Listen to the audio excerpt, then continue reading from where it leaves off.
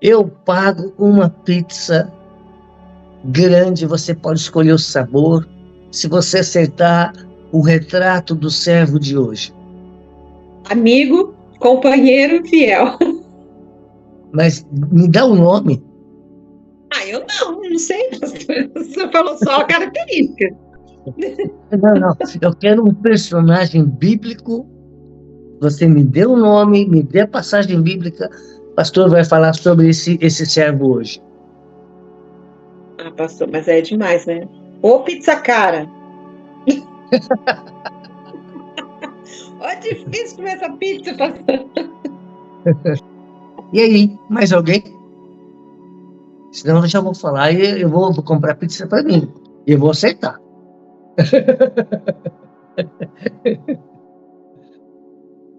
Não? Ninguém vai chutar? Novo Testamento. Outra pista. Ele não foi apóstolo. Abre a Bíblia, Mateus capítulo 1. Mateus capítulo 1. Versículo 16. Alguém pode ler o 16? E Jacó gerou a José, marido de Maria, da qual nasceu Jesus, que se chamou o Cristo. Primeira vez que ele aparece, está aí nesse versículo. José. Eu sei que a maioria das pessoas lê em Mateus capítulo 1 e quase nem dá importância a esse nome, né? Talvez você nunca tenha ouvido uma pregação sobre este homem, mas ele foi escolhido por Deus para cuidar do bebezinho Jesus. Olha a confiança que Deus colocou nesse homem. Ele não foi qualquer um, não, gente. Não foi qualquer um. Eu fico impressionado com esse personagem bíblico, né? Escolhido a dedo por Deus. José não foi um homem qualquer, ele foi um servo de Deus, escolhido, enviado por Deus, o Deus Altíssimo. E nós vamos hoje estudar um pouquinho a vida dele e ver o retrato de um servo na vida de José, tá?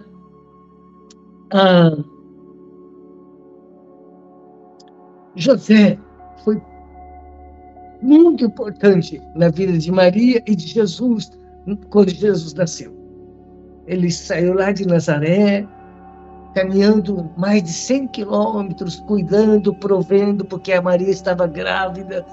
E eu fico imaginando, esse homem era um homem que tinha calo nos pés, nas mãos. Era um homem que andava muito debaixo de sol. Era um homem simples, mas provedor. Eu admiro José. Foi um grande marido, um grande pai, né? Algumas características nós vamos estudar hoje na vida deste homem, mas eu só quero adiantar que ele era um homem justo e temente a Deus, tá? Olha lá, versículo 18 e 19. Alguém pode ler? 18 e 19. Ora, o nascimento de Jesus Cristo foi assim. Estando Maria, sua mãe, desposada com José, sem que tivesse antes coabitado, achou-se grávida pelo Espírito Santo. Mas José... Vamos fazer uma pausa aí. Tá. Eu, como homem, fico imaginando, estando noivo, de repente fico sabendo que a minha noiva está grávida e eu sei que nós não tivemos relação alguma. Como é que fica a cabeça de um homem assim? Não é? Então não é uma circunstância qualquer. José passou por uma situação não tão fácil, gente. Não tão fácil. Eu penso que se fizéssemos uma enquete, a maioria dos homens picava a mula, ia procurar outra, né? E naquela época era pedrada até a morte. Se ele falasse em público, a Maria seria morta a pedradas. Olha só a cultura da época, tá? Mas ele não fez isso. E a Bíblia fala no versículo seguinte, Maria, que ele era? Mas José, seu esposo, sendo justo e não a querendo infamar, resolveu deixá-la secretamente. Sendo justo, um servo de Deus precisa ser justo, honesto, correto, justificado. Deus quer um servo assim. Se eu não fosse justificado pelo sangue de Cristo, pela obra da cruz, o diabo teria me massacrado, acabado comigo. É muito importante que um servo seja justo e justificado. É extremamente importante. Eu gosto demais quando a Bíblia fala que José era um homem justo. E eu começo a enxergar um pouco o caráter deste homem. Não era malandro, não era trambiqueiro, mentiroso, roubador, né? Não era mulherengo, não era mentiroso. Um homem justo.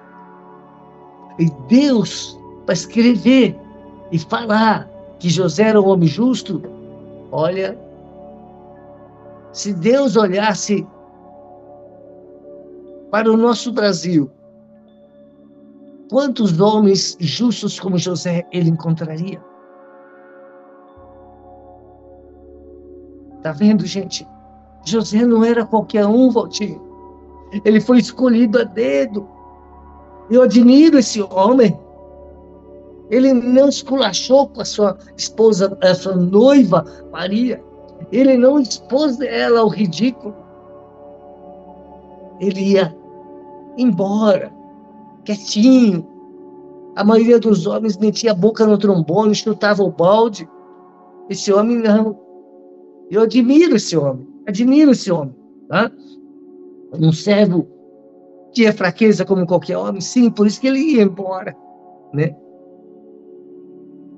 Mas quando ele estava nessa situação, Deus conhece a vida e o sentimento, o coração de um servo. Deus vê.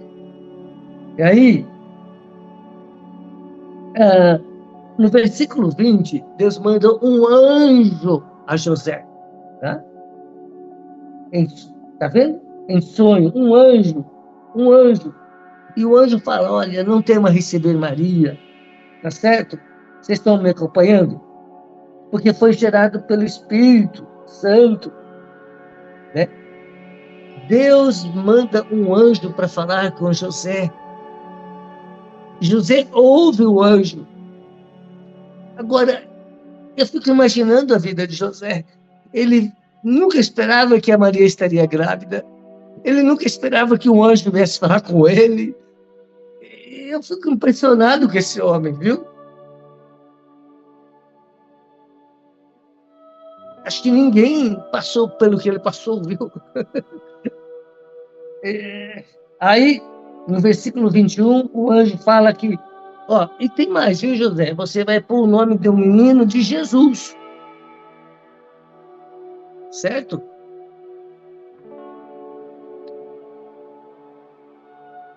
José era temente, ele sabia ouvir a voz do Senhor.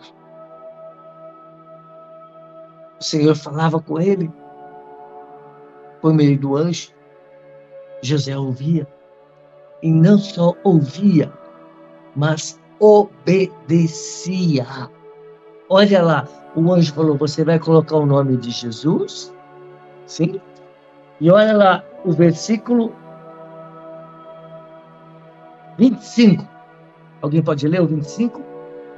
Contudo, não a conheceu enquanto ela não deu à luz um filho, a quem pôs o nome de Jesus. Quem que pôs o nome de Jesus? José. José. Ele deu um nome que está sobre todo nome. O nome mais belo que existe. O nome mais precioso da face da terra. Jesus. Que privilégio Deus deu a este homem que creu, que foi justo, que obedeceu, foi um servo de Deus. Que honra teve José em dar o nome Jesus. Não há outro nome na terra capaz de nos salvar. Atos 4:12. Filipenses 2, nome que está acima de todo nome. Muitas pessoas já falaram Jesus neste mundo. Quantos ainda vão confessá-lo, dizendo que Ele é o Senhor? Todos farão isto. Que nome é este, gente? Não foi uma experiência pequenina. O servo participa de grandes coisas relacionadas a Jesus Cristo.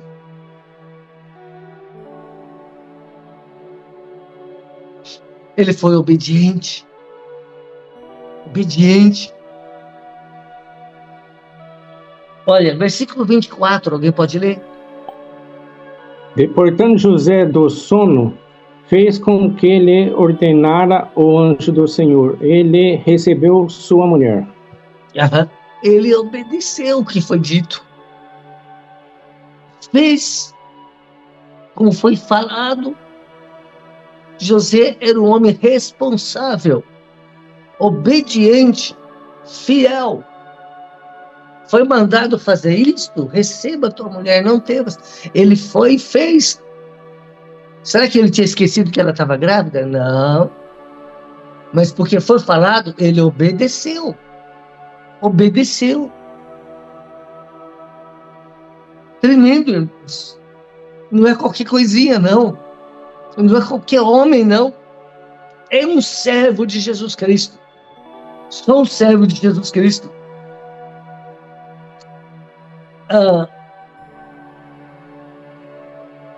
Eu não estava tendo tempo, e hoje à tarde eu parei para meditar um pouquinho, e eu não sabia nem o que ia falar com vocês. E o Espírito Santo me revelou essa passagem que foi a minha devocional no dia de ontem. Por isso que eu estou compartilhando com vocês. Só tive alguns minutos hoje para preparar essa mensagem. Mas eu estou muito grato a Deus pela vida de José, um servo de Deus. E eu quero perguntar para o Senhor Jesus, quando chegar no céu, lá no versículo do capítulo 2, versículo 11, os magos foram até onde estava Jesus, Maria e José. Mas aqui fala que eles viram Maria e a criança, mas não fala de José. Onde ele estava? Não sei. Por que ele não é citado? Não sei. Será que ele era tímido?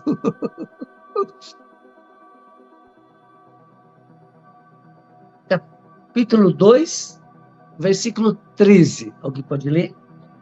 Tendo eles partido, eis que apareceu um anjo do Senhor a José em sonho, e disse: Dispõe-te, toma o menino e sua mãe, foge para o Egito e permanece lá, até que eu te avise, porque Herodes há de procurar o menino para o matar.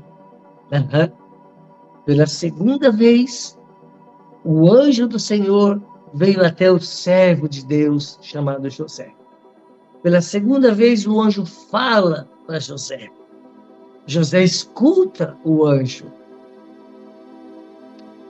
Parecia que havia uma confiança da parte de Deus na vida deste homem, até que ele foi obediente e temente a Deus. Fez tudo que Deus ordenou através do anjo. Mais uma vez, Deus fala ao coração dele: olha, Herodes quer matar, vai para o Egito. Aí, versículo 14, Betinha, 14. Dispondo-se ele, tomou de noite o menino e sua mãe e partiu para o Egito. Obedeceu, irmãos. Novamente esse homem obedeceu. Imagina, ele veio lá de Nazaré até Jerusalém, muitos dias de viagem a pé, sem hospedaria, cansado, agora com o menino pequenininho. Aí o anjo fala, vai para o Egito, outro país estranho, difícil, longe, para ir a pé ou de cavalo. Mas a Bíblia fala, dispondo-se ele. José era um servo que aprendeu a se dispor para as coisas de Deus. Ele não ficava ocupado com suas coisas. Ele estava disponível para Deus, dispondo-se ele. Tomou de noite o menino e sua mãe e partiu para o Egito.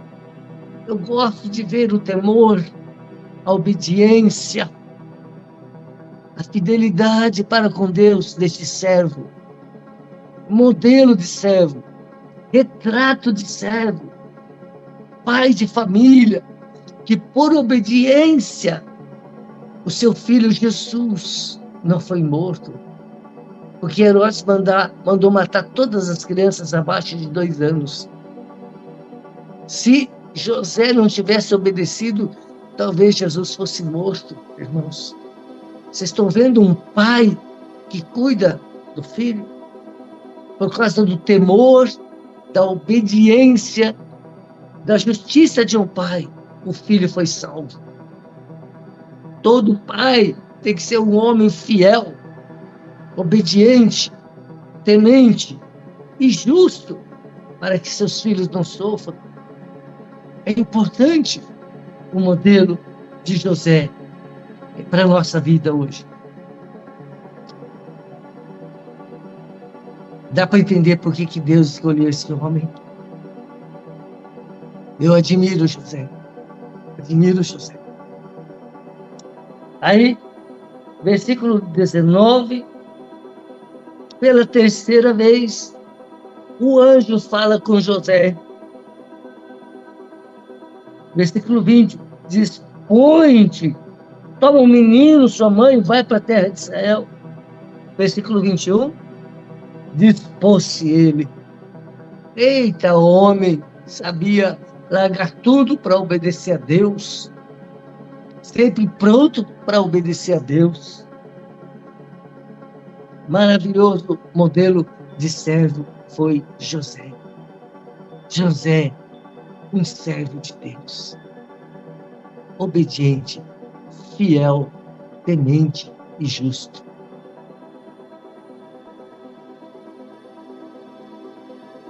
Amém?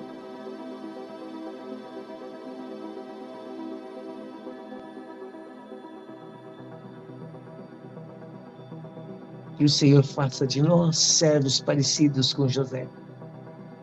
E essas características sejam verdadeiras na nossa vida. Em nome de Jesus. Amém. Amém. Amém. Amém. Vamos para o livro, página 73, item de número 10. 10. Habilidade de comunicação. O domínio das palavras. A morte e a vida estão no poder da língua. Provérbios 18:2. John Maxwell ensina que grandes líderes são grandes comunicadores.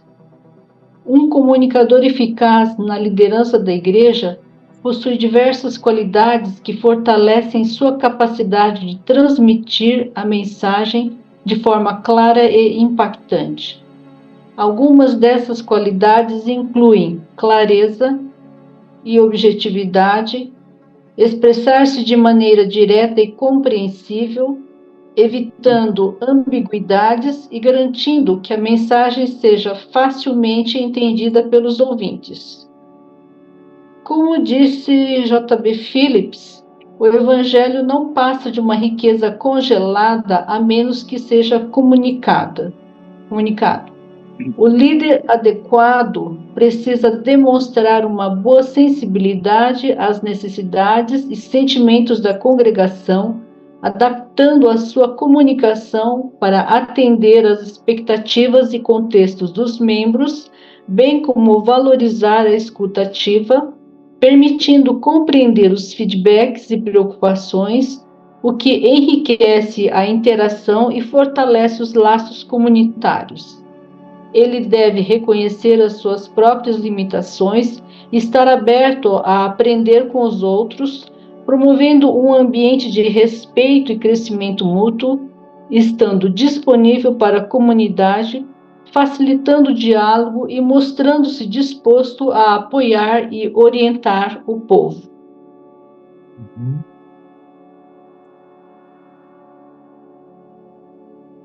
Esse item é muito importante, sabe? E à medida que a gente vai amadurecendo em Cristo, a gente vai vendo a importância de um líder que fala corretamente, não na gramática em si, mas nas palavras de Cristo. No começo do ministério pastoral, eu me lembro que eu queria impressionar a igreja com meu conhecimento teológico, pregava doutrinas, e eu queria cativar a igreja, então eu pregava muitas ilustrações, uma pilha assim de livros só de ilustrações que eu estudava todos os dias, decorando, para nas mensagens ver o povo chorando, sorrindo, amando as mensagens. Por longos anos eu fui um pastor que eu queria agradar homens e preparava mensagens gostosas para a igreja.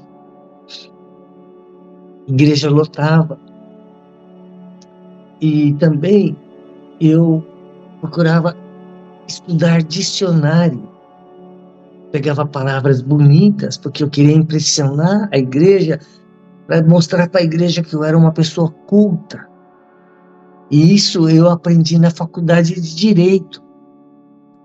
Lá, meus colegas falavam de maneira tão eloquente, bonita, eu usava palavras que eu nunca tinha ouvido na minha vida. Eu ficava simplesmente maravilhado. Por isso eu ia para o dicionário e procurava palavras bonitas, novas, para colocar no meio das pregações, para o povo falar: oh, esse pastor é culto, esse pastor é inteligente, esse pastor conhecedor. Na verdade, eu era o motivo das pregações. Antes da cruz, geralmente é assim que é um pastor.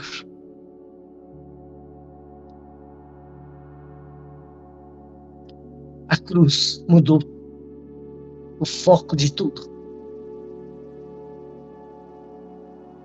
Eu penso que um pregador tem que ter essas características que o pastor Glenn coloca aqui.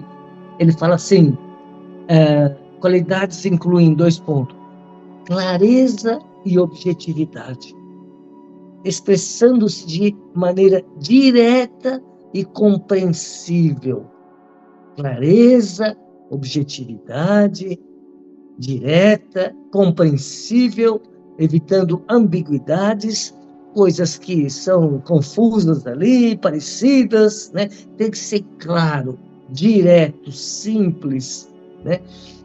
A mensagem tem que ser facilmente entendida. E hoje, quando eu pego um livro de homem de Deus, eu vejo o peso da vida deste homem com Cristo. Uma frasezinha é profunda, tem peso, tem significado, toca, transforma vidas. E tem escritores, teólogos que escrevem, você lê, fica cansado. Você para de ler. Tem pouca vida, tem pouca objetividade, tem pouca experiência viva. O líder tem que ter vida. Ele não tem que ficar falando toda hora. Quando ele falar, ele tem que trazer vida, a palavra viva, de maneira compreensível, fácil, objetiva. À medida que a gente vai amadurecendo, a gente vai vendo que isso é importante. Que a igreja entenda a mensagem. E que o pregador glorifica Cristo, não a si mesmo. É assim que tem que ser um líder. Um servo. Tem que exaltar o seu Senhor. Tem que falar do seu Senhor. Tem que falar de acordo com a palavra de Deus. Simplicidade. Clareza. Que as pessoas possam compreender. Eu quero ler uma passagem bíblica baseada no apóstolo Paulo. Abra sua Bíblia, 1 Coríntios 14. 1 Coríntios 14, versículo 9. Assim, pois, assim vós, se com a língua não disserdes palavra compreensível, Paulo está falando, como se entenderá o que dizeis? Porque estareis como se falasseis ao ar. Palavras compreensíveis, Paulo está falando. Né? Versículo 18. Dou graças a Deus, porque falo em outras línguas mais do que todos vós. Contudo, prefiro falar na igreja 5 palavras com o meu entendimento, para instruir outros a falar 10.000 palavras em outra língua.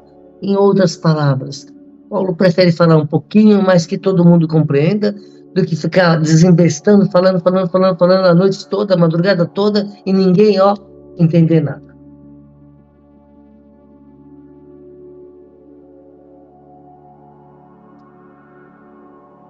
Eu entendo que o pregador tem que falar de modo simples, direto, compreensível, a verdade de Cristo.